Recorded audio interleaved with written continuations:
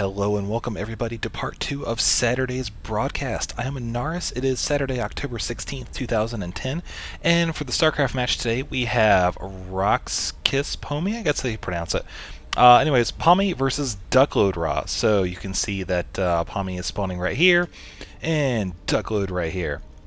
Duckload, of course, is the famous White Ra, particular fame. Most recently, I believe he was #1 in the HDH Invitational during the Starcraft 2 Open Beta.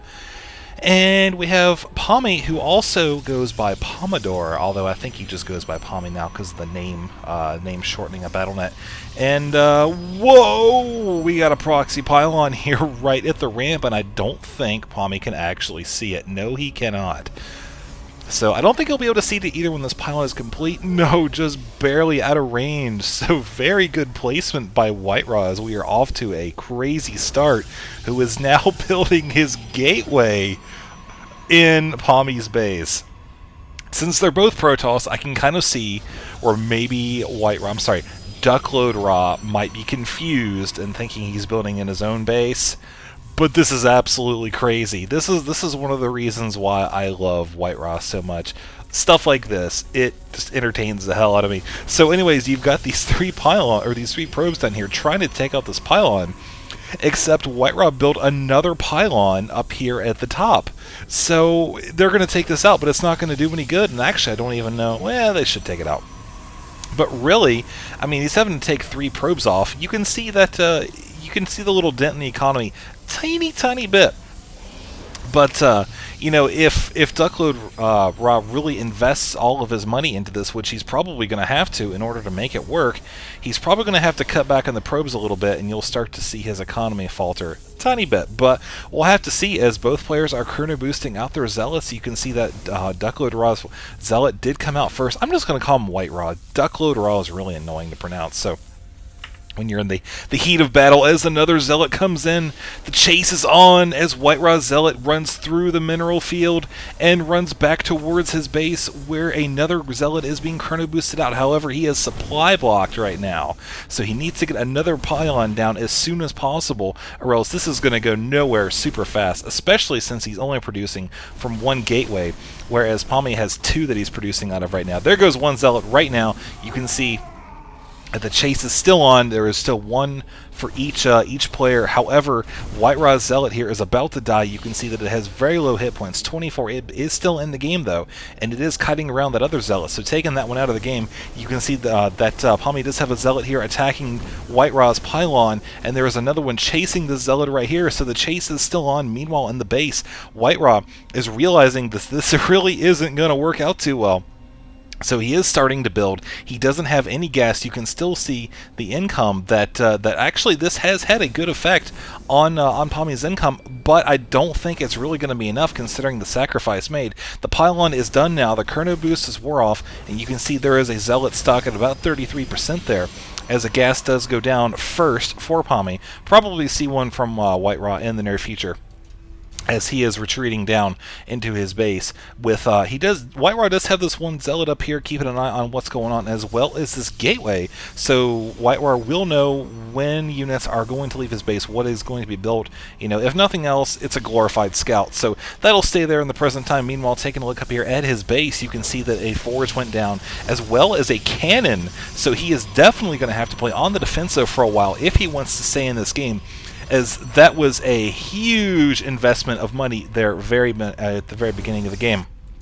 So very excited to see how White Ra can come back from this. I'm not too sure what he was thinking. Maybe he was just thinking it was going to be an all-in and that would be it, but you know, because of the fact that that Pomi had these 2 gateways and he was able to keep those zealots busy, ultimately the attack fails. So you can see right here there is some zealot harassment in the mineral line by Pomi, but White Ra is not really having any of that whatsoever. As you can see, he is trying to place the zealot in a position to engage the other 2 zealots when they come into the mineral line, and now they are trapped. Nope, just kidding. That one is gonna face punch his way out of, I don't even know what the face punch is. Probes don't have faces. This game's crazy. It's throwing me for a loop. I don't even understand it. So you can see this one guy is holding position right here. But now he is moving in and running away from the cannon, who is actually getting some free shots on him. I don't think he's really going to be able to do a whole lot of damage there. As you can see that Pomi is actually going for the Stalkers right now. He is still running off of one gas. Taking a look at the income, you can see that Duckload is starting to get his own gas going as well, and is continuing to build up in his base. Cybernetics core going down, and actually you can see that he has 2 cybernetics cores. Not too sure if that was a mistake or what, but I'm kind of I'm confused. I'm not gonna lie, I'm confused, ladies and gentlemen. I cannot think of any reason you'd want 2 cybernetics cores unless you were trying to upgrade hallucination and warp gate technology very quickly. There he goes. I guess he realized that the mistake was made. And you can see the Zealot is running back here now from the Zealots, who are from the Stalkers, who are going to come in here and do some damage to the pylon. And it looks like they realize the cannon's there, so they're going to switch to the gateway.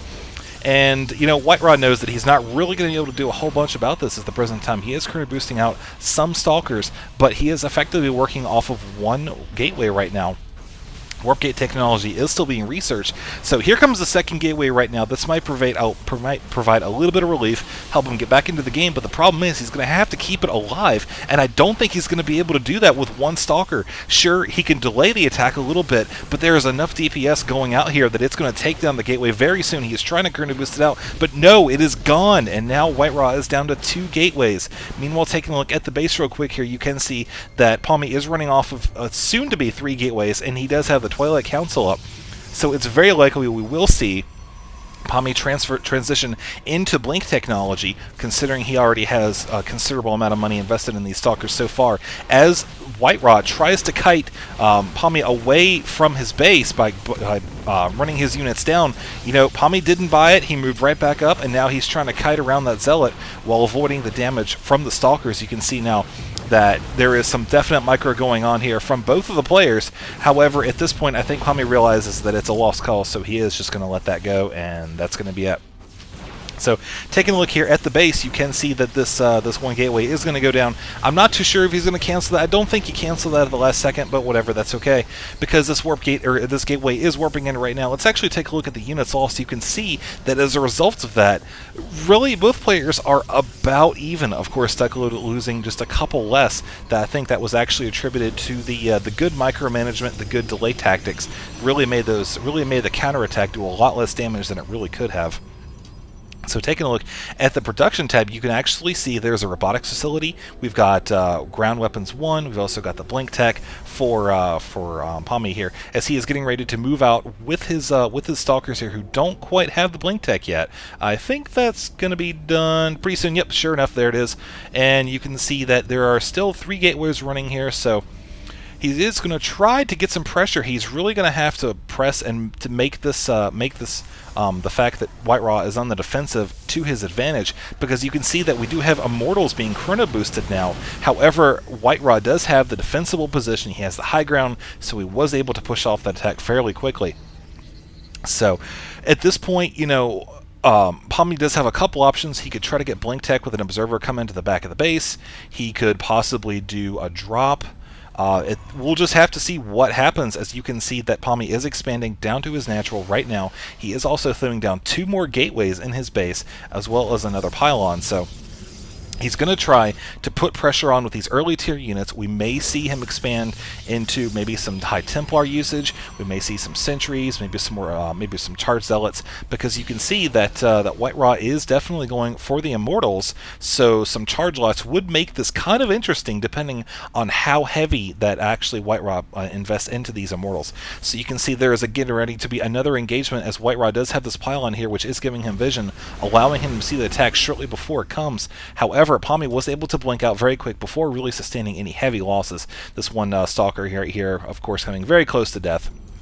But we do have an Observer coming over from Whiterod to check out Pomi's base. He is getting a couple more Zealots here. So I think at this point both players are going to macro up. Whiterod has established himself back into this game. He is getting his natural as well. So he's going to take this time to build up and try to build some forces that will directly counter this very Stalker-heavy army that Pomi has put on the field so far. And there are a couple sentries which will actually be very good if used properly. If he positions the force fields and keeps these immortals out of position, out of the fight, while his blink stalkers fight these non-blink stalkers and these zealots, I really think that could help him push over the edge. However, both of these players are killing these rocks, so it'll be interesting to see how they meet. This would be an ideal position for Hami to be in because of this short little open area right here. He will easily be able to force field these immortals out, force field whatever he wants to, and that'll be it. However, DuckloadRa is, of course, fielding his own sentries, so it's going to be pretty intense to see what happens here. However, the thing to note is that DuckloadRa does have this observer right here over Pomi's forces, so he knows this is coming, so we're getting ready to see the engagement right here. Maybe, nope, just kidding, I guess they just didn't want him to fight. I'm not too sure. Probably DuckloadRa realized he was in a little bit of a bad position. I think that Pomi would have come out on top on that. He does have a couple more immortals here. Definitely a good idea to continue to expand on the immortal collection, so to speak, as Pomi is actually taking the long way around while DuckloadRa moves into Pomi's natural expansion and taking out this pylon right here. However, this is going to alert Pomi of the attack. I don't think he really cares at this point because he realizes that he's in just as good of a position over here on this side. However, the force fields have gone down. You can see that Pomi is able to very easily take out half of these forces while blocking off the bulk of DuckloadRa's force. You can see all the immortals are running around here helplessly. So Pomi is going to move in here and have his way with this expansion for a good 10 or 15 seconds before DuckloadRa is going to be able to do anything whatsoever. You can see the expansion is going down right now. Nothing was being built for the players, but now you can see both of them are bringing in some zealous and an immortal. As the real engagement happens here, you can see that Pomi is trying to retreat, bring DuckloadRa into an easier position to attack, as you don't really see many force fields at this point. There's a couple of them going down, but the immortals are already in a great position to do their damage to the stalkers and sentries, both very weak to the immortals. You can see that Pomi is focusing firing down the immortals. However, there is just too much damage from DuckloadRa being dished out at the moment, so of course Pomi is going to have to retreat. He's probably going to blink up, but here are two more stalkers prohibiting the Pomi's forces from blinking away without taking much more damage. You can see 3 of them did live. However, they are going to retreat back to the base. And this pylon is here. It's going to warp in more units. And really, I think at this point, DuckloadRa is going to have to sit back and change his plan a little bit, because assaulting this bridge when you've got such an easily defensible position right here, it's not really a good move. I mean, there's very few ways that you can really press an army down essentially through the throat of Pomi. I'm sure I'm going to get some references for that. Whatever, I don't care. Pomi is human, he has a throat, and I guess you can shove stalkers down it. So anyways, taking a look up here at the base, once again, both players just macroing up. The difference is Pomi is actually expanding his tech out just a little bit more, whereas DuckloadRa is continuing to produce the same units. So we are seeing some High Templar taking to the field very shortly, as the Templar archives did just complete. And so yeah, we do have Weapon 1 upgrade for Pomi that'll help balance out the field just a little bit, as he is bringing in his own immortals. So really, I think Pomi is going to stay in. He's going to stay on top just a little bit here, because you can see he is expanding again. He's expanding his tech, and really I think that's actually going to help him in the next engagement, which it looks like is going to be coming very quickly. However, this observer from DuckloadRa is going to come out here, and it's going to see the forces, and I mean, I don't really know what else DuckloadRa could do at this point. And I mean, I guess he couldn't think of anything either, because there was the GG. If you look at this army, once again, if it had tried to come out here, there was a great spread of units right here. Plenty of energy for the force field. You have the Archon going down to help soak the damage and do some AoE to the Zealots that are charging in. And I mean, that would have been that. So DuckloadRa just cut his losses and just said GG. The kind of early, I don't want to quite call it an all-in, but it sure really felt like it. So that really didn't work out as well as he was probably thinking. So anyways, that was game. I hope you enjoyed it. Kind of a quirky game from DuckloadRa. It is kind of an older game, actually. I know it wasn't from the most recent patch, but whatever. I hope you enjoyed it, and I will see you guys later.